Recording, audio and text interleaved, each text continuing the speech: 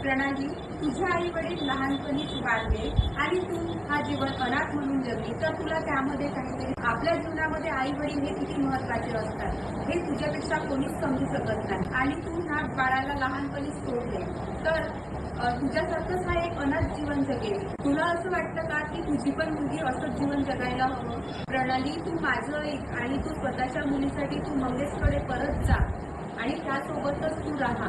मला तिथं राहायचंच नाहीये, मला रावसोबत लग्न करायचं आहे. ठीक आहे प्रणाली, सध्या तू जाऊ शकतेस, पण तुला परत यावं लागेल इथे.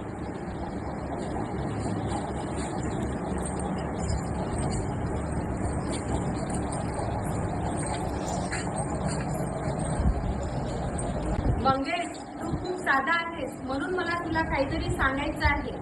पती पत्नी ही संसाराच्या गाडीचे दोन चाके आहेत, म्हणून तू एक गोष्ट लक्षात ठेव. जी पत्नी तुला सोडून गेलेली आहे ती परत आल्यावर तुझ्यासोबत चांगली वागेल याची काही गॅरंटी नाही आहे. मंगेश, तुझे आई वडील लहानपणीच वारले आणि तू अनाथ म्हणून जीवन जगलास. लहानपणी तू लोकांच्या घरी भीक मागत होता आणि तुला तरी असं वाटते की तू आपल्याला विश्वरत्न बोधिसत्व महामानवांनी डॉक्टर बाबासाहेब आंबेडकरांनी एक मूलमंत्र दिला आहे, शिका, संघटित व्हा आणि संघर्ष करा. मंगेश, तू तुझ्या मुलाला शिकव आणि तिला कलेक्टर बनव आणि तुझ्या पत्नीला दाखवून दे की या जीवनामध्ये तिच्याही पेक्षा कुणी काय करून दाखवलेलं आहे. या जगामध्ये मुली कोणाहीपेक्षा आता कमी नाही आहे. आज महिला कुठल्याच क्षेत्रामध्ये मागे नाही आहे. कोणी पंतप्रधान झाले, कोणी कलेक्टर झाले, कोणी इंजिनियर झाल्या, कोणी पोलीस झाले, तर कोणी पोलीस ऑफिसर झाले. छत्रपती शिवाजी महाराज यांना लोकमाता जिजामाता यांनी घडविलं. डॉक्टर बाबासाहेब आंबेडकर यांना त्यागमूर्ती माता रमाई यांनी घडविलं. तसंच तू त्या आपल्या मुलीला शिकव आणि तू छान त्यांना चांगल्या पोस्टवरती पाठव. मॅडम, तुमच्या बोलण्यामुळे आज या बापाचे डोळे उघडले.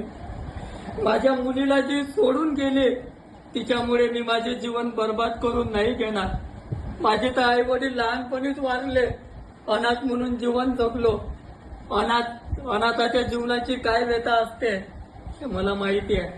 मी माझ्या मुलीला खूप शिकवणार, तिच्यासाठी मी राबणार, तिला मोठ्या पदावर घेऊन जाणार.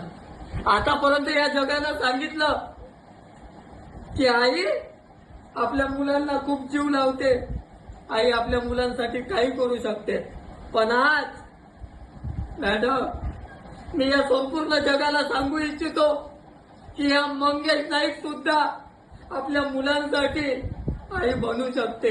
मी नक्की माझ्या मुलीसाठी आई बनणार, तिला काहीतरी घडवणार. तुमचा खूप खूप आभारी आहे मॅडम.